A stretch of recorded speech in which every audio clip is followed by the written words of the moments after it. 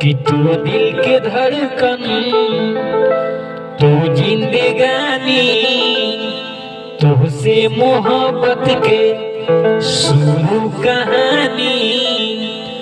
अतहरा बाद जबाना कि हब जियब न तोहरा बिन, दिल तुह पे दीवाना बा।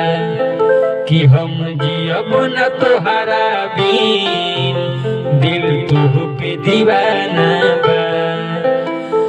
तू दिल के धड़कन, तू जिंदगानी, तुझसे मोहब्बत के शुरू कहानी। अतारा बाद जबाना बा, हम जियब न तोहरा बिन, दिल तुह पे दीवाना बा।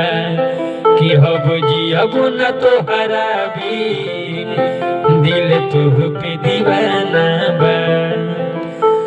अरे देखे में लौकताटे दुनिया जहान के, कभी ना मिलन हो पावे धरती आसमान के।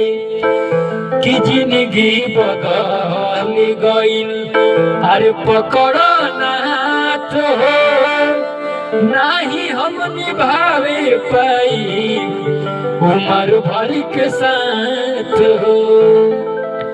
कि तू दिल के धड़कन, तू जिंदगानी, तुझसे मोहब्बत के शुरू कहानी।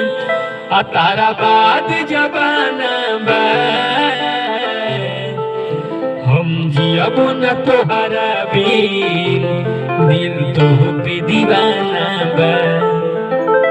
लेकिन कहे के बा कि सैया कमाए खाती चल गइले दिल्ली, आ देवे लगावे रोज के मारी बेकीली।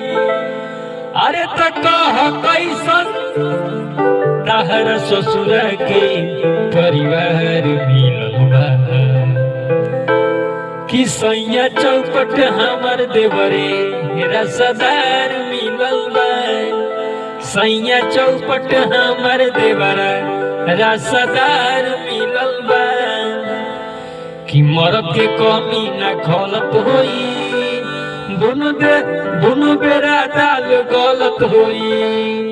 कि पटरी पर रोज चलत होई, आ सैया के कमी न खलत होई। और दूसरा के नाम के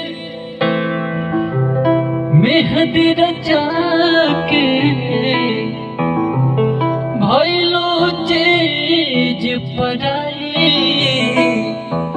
तिरतिया कितना सताई।